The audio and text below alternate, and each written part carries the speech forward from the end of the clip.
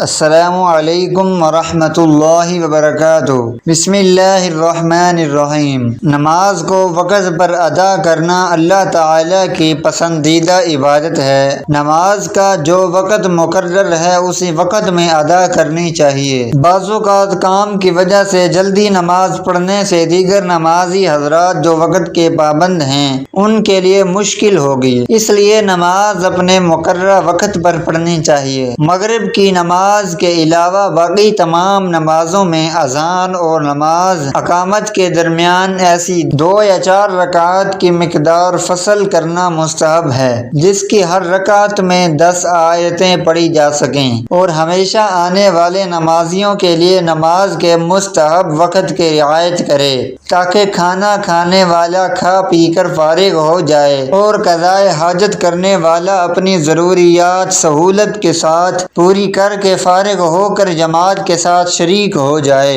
عام طور پر مساجد میں نماز ظہر، عصر اور عشاء میں 15 منٹ کا وقفہ ہوتا ہے۔ یہ مناسب وقفہ ہے۔ نیز نماز فجر میں اسفار کا حکم ہے، اس لیے فجر کا مستحب وقت یہ ہے کہ نماز فجر ایسے وقت میں ادا کی جائے کہ خوب روشنی پھیل جائے اور اتنا وقت باقی ہو کہ اگر کسی وجہ سے نماز فاسد ہو جائے تو وضو کر کے فجر کی نماز دوبارہ وقت کے اندر سنت کے مطابق ادا کی جا سکے۔ حضرت عبداللہ بن مسعود رضی اللہ تعالی عنہ سے مروی ہے کہ میں نے حضرت صلی اللہ علیہ وآلہ وسلم سے سوال کیا، کون سا عمل اللہ تعالیٰ کو سب سے پیارا لگتا ہے؟ آپ صلی اللہ علیہ وآلہ وسلم نے جواب دیا کہ نماز کو وقت پر ادا کرنا۔ 5 نمازوں کا وقت مقررہ اور محدود ہے۔ جب وقت نکل جاتا ہے تو نماز فوت ہو جاتی ہے۔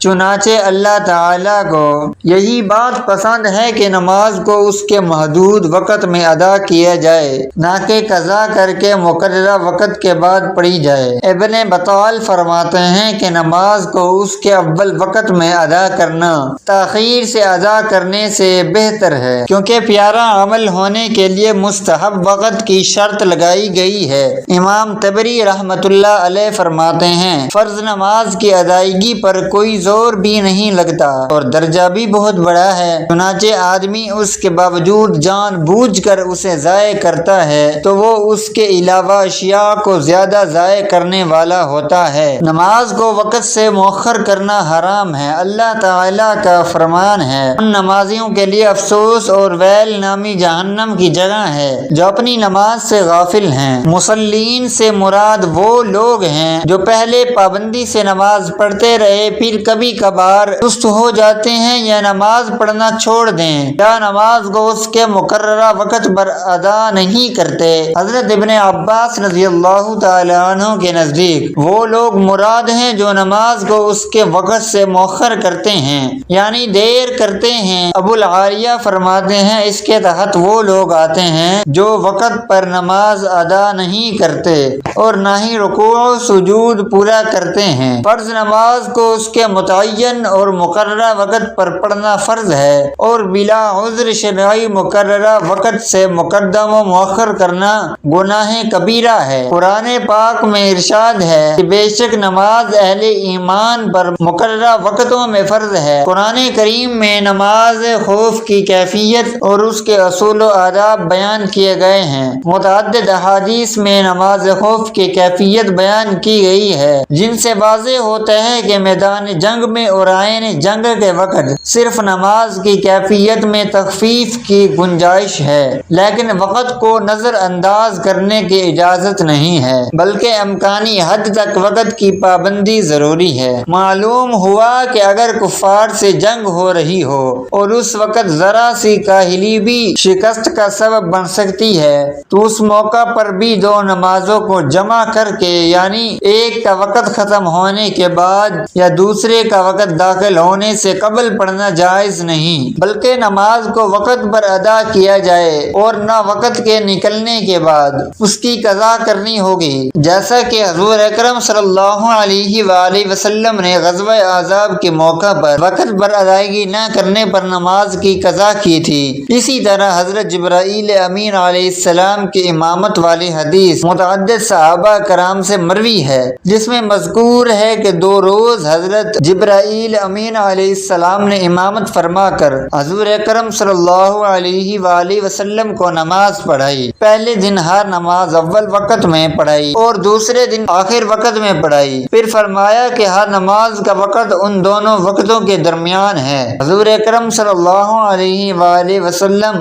ہمیشہ نماز کو وقت پر ادا فرماتے تھے۔ حضرت علی رضی اللہ تعالی عنہ سے روایت ہے کہ غزوہ احزاب میں ایک روز شدت جنگ کی وجہ سے حضور اکرم صلی اللہ علیہ وآلہ وسلم کی نماز عصر فوت ہو گئی۔ آپ صلی اللہ علیہ وآلہ وسلم نے اس کی قضا پڑھی اور کفار کے لیے غروب آفتاب کے بعد خلاف سخت الفاظ میں بد دعا فرمائی کہ ان لوگوں نے ہمیں نماز عصر سے مشغول رکھا، اللہ تعالیٰ ان کے گھروں اور قبروں کو آگ سے بھر دے۔ غور فرمائیں کہ حضور صلی اللہ علیہ وآلہ وسلم نے طائف کے سفر میں جبکہ آپ کو لہو لہان کر دیا گیا تھا، فرشتے نے آپ کے سامنے حاضر ہو کر ان کو کچلنے کی پیشکش بھی کی، مگر رحمت للعالمین نے ان کو کچلنے کی پیشکش قبول نہیں کی، مگر رحمت للعالمین نے ان کے لیے ہدایت کی دعا فرمائی۔ مگر غزوہ احزاب میں کفار کی مزاحمت کی وجہ سے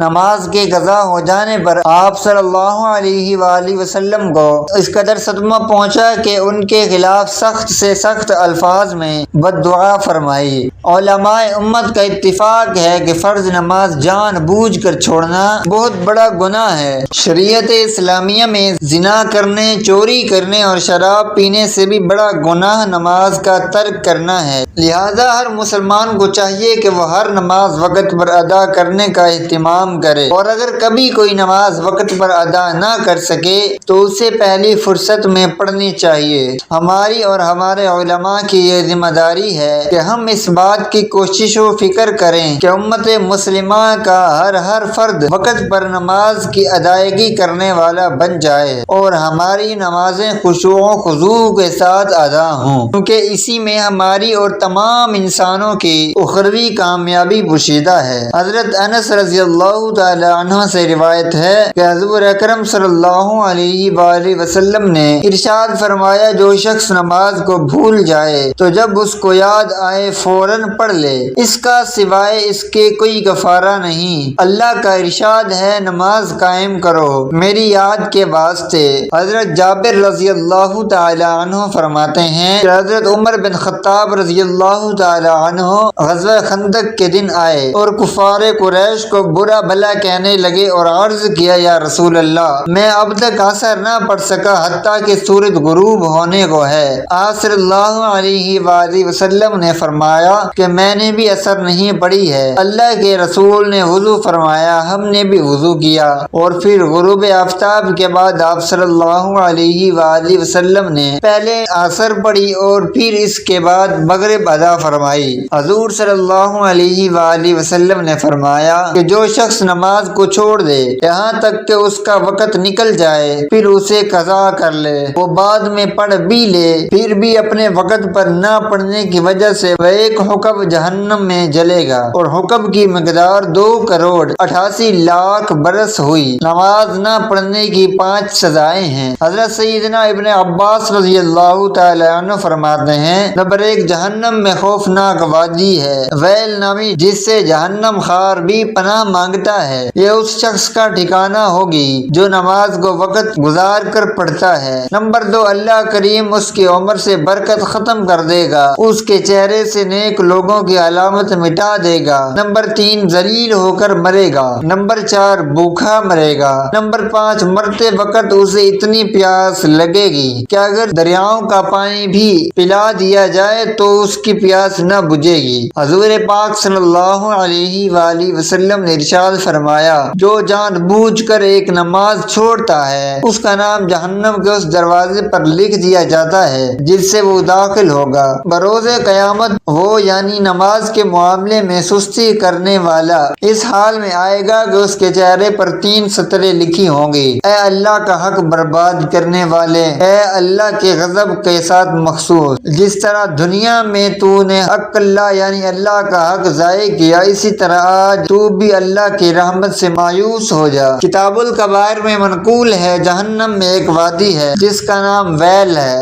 اگر اس میں دنیا کے پہاڑ ڈالے جائیں تو وہ بھی اس کی گرمی سے پگھل جائیں۔ یہ ان لوگوں کا ٹھکانہ ہے جو نماز میں سستی کرتے ہیں اور وقت کے بعد قضا کر کے پڑھتے ہیں، مگر یہ کہ وہ اپنی کوتاہی یعنی خطا پر نادم ہوں اور بارگاہ خدا بندی میں توبہ کریں۔ اللہ پاک نے حضرت داؤد علیہ السلام کی طرف وحی فرمائی، اے داؤد بنی اسرائیل سے کہو جس نے ایک بھی نماز چھوڑی وہ مجھ سے قیامت کے دن اس حال میں ملے گا کہ میں اس پر غضب فرماؤں گا۔ ناظرین، اب بات کرتے ہیں کہ اذان کے فوراً بعد نماز پڑھنا کیسا ہے۔ نماز کا وقت داخل ہوتے ہی نماز پڑھنا جائز ہو جاتا ہے۔ اذان تو نماز کا وقت داخل ہونے کے اعلان کے لیے اور باجماعت نماز کی طرف دعوت دینے کے لیے ہوتی ہے، اس لیے خواتین اپنے گھروں پر نماز کا وقت داخل ہوتے ہی نماز پڑھ سکتی ہیں اذان نہ ہوئی ہو، لیکن مردوں کو تو جماعت کے ساتھ پڑھنا سنت موقدہ اور واجب کے درجے میں ہے۔ اس لیے مرد اگر بلا کسی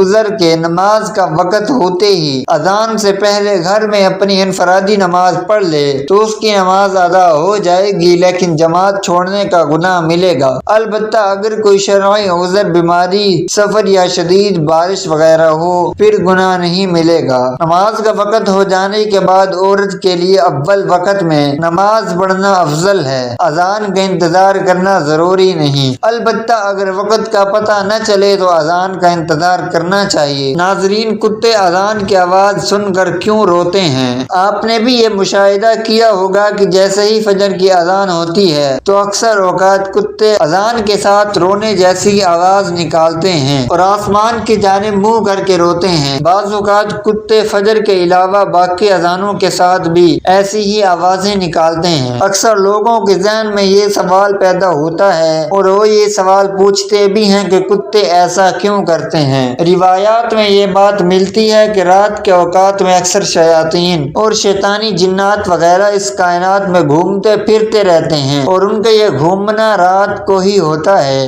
اور جیسے ہی مؤذن فجر کی اذان کے لیے اللہ اکبر کی آواز بلند کرتا ہے تو یہ شیاطین اس آواز کو سنتے ہی بھاگنے لگتے ہیں۔ جب یہ بھاگ رہے ہوتے ہیں تو کتے ان کو دیکھتے ہیں اور ان کو دیکھ کر ایسی آوازیں نکالتے ہیں جیسا کہ رو رہے ہوں، اور شیاطین کے یوں بھاگنے کا ذکر ایک حدیث میں یوں آیا ہے کہ مؤذن جب اذان دیتا ہے تو اس کی آواز سن کر شیطان خروج ریح کی آواز کرتے بھاگتا ہے۔ یاد رہے کہ انسانی نظر سے اللہ نے بہت سی باتوں کو پوشیدہ رکھا ہے، لیکن بعض جانوروں میں یہ طاقت رکھی ہے کہ وہ ان چیزوں کو دیکھ سکتے ہیں۔ مثلاً عذاب قبر کی بات کی جائے تو اس بارے میں بھی روایت ہے کہ مردے کی چیخ و پکار کی آواز کو انسان کے علاوہ باقی مخلوقات بھی سنتی ہیں، اور کتا بھی انہی جانوروں میں سے ہے جو کہ جنات اور شیاطین کو دیکھتا ہے، اس لیے یہ ان کو دیکھ کر ایسی آوازیں نکالتا ہے۔ دنیا بھر میں اس وقت کتوں کی 400 نسلیں موجود ہیں۔ ایک اندازے کے مطابق 40 کروڑ سے زیادہ تعداد میں کتے موجود ہیں۔ ناظرین، کبھی آپ کے ذہن میں یہ سوال آیا ہے کہ اللہ نے ہمیں فجر کے وقت جاگنے کا حکم کیوں دیا ہے؟ کیا فجر کا وقت صرف نماز پڑھنے کا وقت ہوتا ہے؟ کیا اس وقت کے پیچھے ایک راز پوشیدہ ہے؟ وہ راز کیا ہے؟ اس راز کو جاننے سے پہلے ضروری ہے کہ ہم نماز کے بارے میں جانیں جو ہم پر دن میں 5 مرتبہ پڑھنا فرض کی گئی ہے، اور یہ 5 نمازیں کس طرح فرض ہوئی، اس کے پیچھے بھی ایک شاندار وجہ ہے، جس وجہ کا مظاہرہ سفر معراج میں اس وقت ہوا جب حضرت محمد صلی اللہ علیہ وآلہ وسلم اللہ سے ملاقات کے لیے انتہائی مختصر حصے میں 7ویں آسمان سے بھی آگے تشریف لے گئے تھے۔